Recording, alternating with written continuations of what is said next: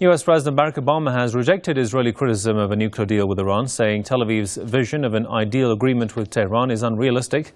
Obama says it's unrealistic to believe that Iran would halt and dismantle its nuclear program completely. That's what Israeli Prime Minister Benjamin Netanyahu has been lobbying for. Obama says the best possible agreement with Tehran is likely to be better than the alternatives. He also suggested that Iran could enrich uranium as part of a comprehensive deal with the 5 permanent members of the UN Security Council, plus Germany. Obama made the remarks at the Brookings Institute's Saban Forum in Washington.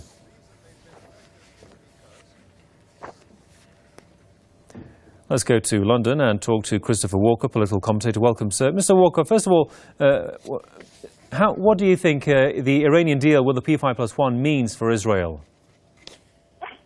Well, I think the Israelis don't like the thought of any enrichment, but frankly they're being unrealistic. This is quite a dramatic development, really, that in advance of any negotiations next time in Geneva, President Obama is already saying we expect there to be some form of allowance for enrichment, which is, of course, opposed to Israel. It's quite, I think, a long time since I can remember an American president standing up in public against an Israeli position in advance of a negotiation. But do you think the West is practically serious about having a deal with Iran?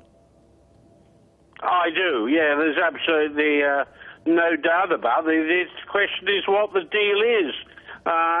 You didn't mention in your report, but there's been a lot of comment in the West today that there's a feeling that with the funeral of Nelson Mandela coming up, at which both the Iranian President Rouhani and Barack Obama are expected possibly to be present, and the mood of reconciliation that will surround such an internment, that might be a time to make even one more important symbolic step forward if the two men were to meet.